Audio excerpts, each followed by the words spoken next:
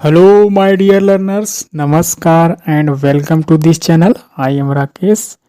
आज की इस वीडियो में हम सभी प्रैक्टिस करने वाले हैं एक नई प्रकार के sentences. So guys, spoken English speaking practice with sentences की सीरीज में आप सभी का स्वागत है। जैसा कि आप सभी जानते हैं, भाषा सीखने का सीधा सा मतलब क्या होता है? बात करना। एंड इंग्लिश सीखने की शुरुआत करें इन सेंटेंसेज के साथ। सो गाइज, आज की इस वीडियो में किन सेंटेंसेज को प्रैक्टिस करने वाले हैं वे हैं, ये सेंटेंसेज हैं गेट वाले आदेशात्मक वाक्य, इम्परेटिव सेंटेंसेज। पिछले वीडियो में हमने लेट वाले इम्परेटिव सेंटेंस के बारे में जाना था और बहुत सारे सेंटेंसेज को प्रैक्टिस किया। सो गाइज, गेट वाले आदेशात्मक वाक्य के बारे में जानने से पहले आपको पता होना चाहिए कि इम्परेटिव सेंटेंस क्या होता है। ऐसे प्रीवियस वीडियोज में हमने अच्छे से इसकी चर्चा की है। तो आइए जानते हैं गेट का डिफरेंट मीनिंग। गेट के डिफरेंट मीनिंग हो सकते हैं। यहाँ पर मेंशन किया गया है होना, मिलना, समझना, खरीदना, पहुँचना, इस तरह की डिफरेंट मीनिंग गेट का होता है। अब बात करते हैं गेट के सेंटेंसेज किस स्ट्रक्चर के रूप में मिलते हैं। पहले प्रकार का स्ट्रक्चर है गेट के साथ एडजेक्टिव का इस्तेमाल करते हैं एंड अदर वर्ड्स, जैसा कि इम्परेटिव सेंटेंस में हमेशा वर्ब का फर्स्ट फॉर्म से शुरुआत होती है और एंड फुल स्टॉप से होती है।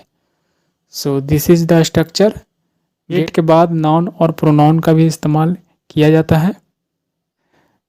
अगला स्ट्रक्चर देखने को मिलता है एज अ कॉजेटिव वर्ब के रूप में, जैसा कि गेट के बाद ऑब्जेक्ट का इस्तेमाल किया जाता है और उसके बाद वर्ब का third form and other word, और इस पर फुल स्टॉप से अंत होता है। So this is the structure as a imperative sentences.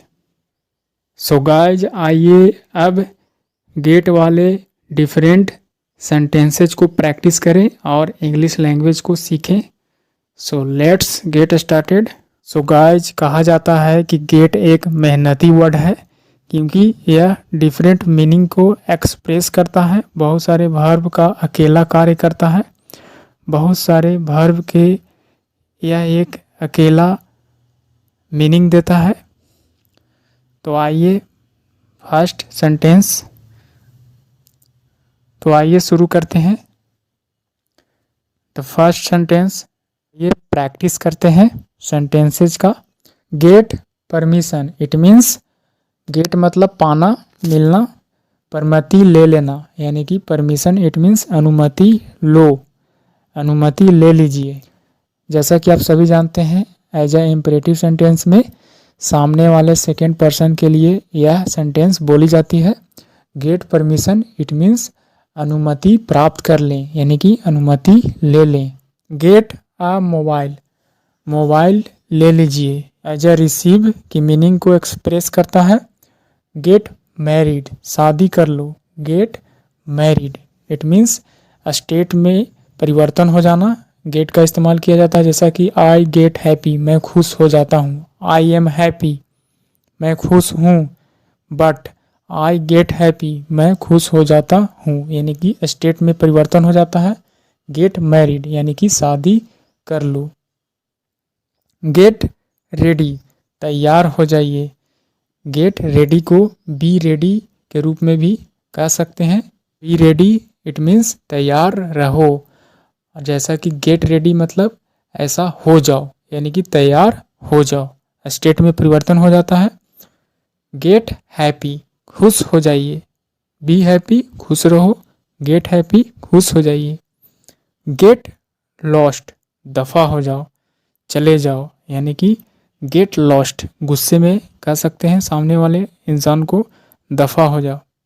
Get rid of speaking in Hindi, यहाँ पर ऑफ के बाद वर्ब का आईएनजी फॉर्म का इस्तेमाल किया गया है क्योंकि ऑफ एज अ प्रीपोजिशन है।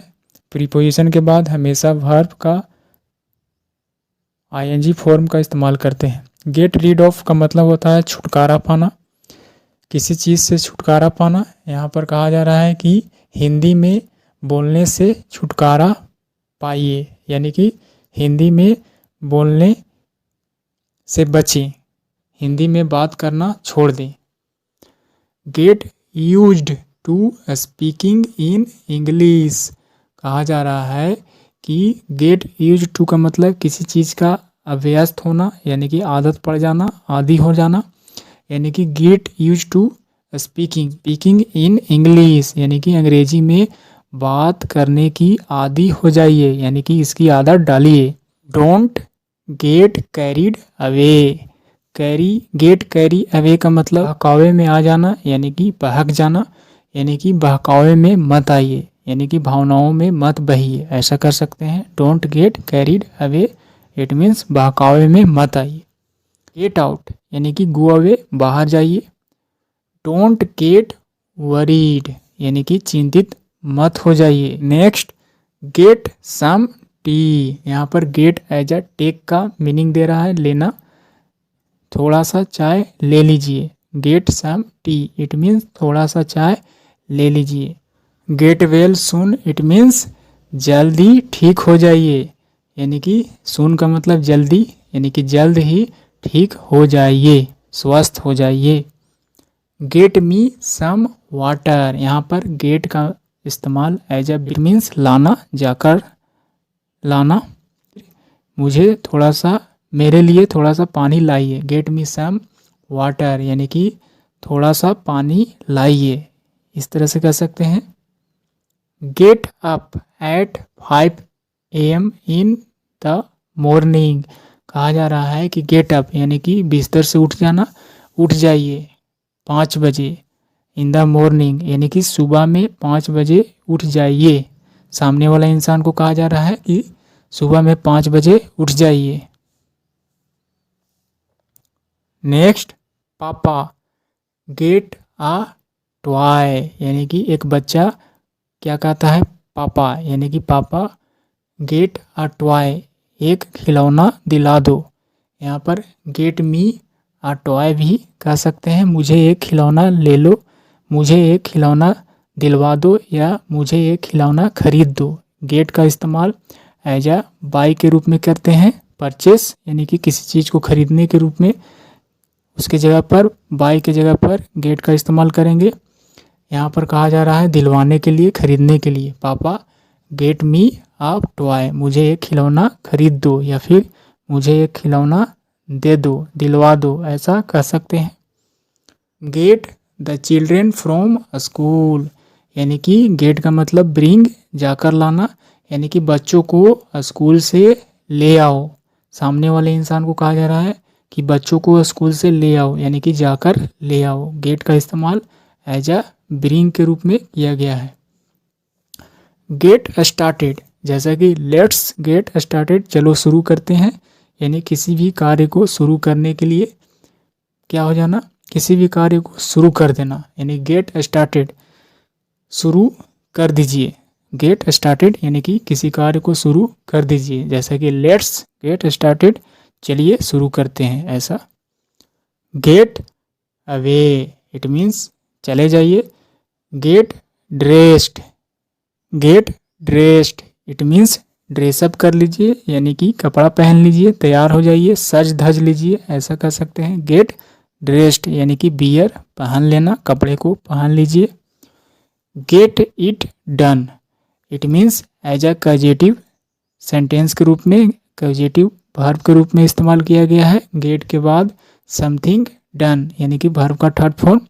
गेट इट डन, इसे करवा लीजिए, इस तरह का सेंस आएगा, करवाना, यानी कि इट किसी कार्य के लिए। And next, get Ram to write a letter, यहाँ पर get as a active verb के रूप में, एक्टिव फॉर्म के रूप में इस्तेमाल किया गया है। जैसा कि इसके पहले गेट इट डन, यहाँ पर वर्ब का थर्ड फॉर्म था जो कि कॉजेटिव वर्ब था, लेकिन यहाँ पर क्या है, उसी तरह का सेंस आएगा।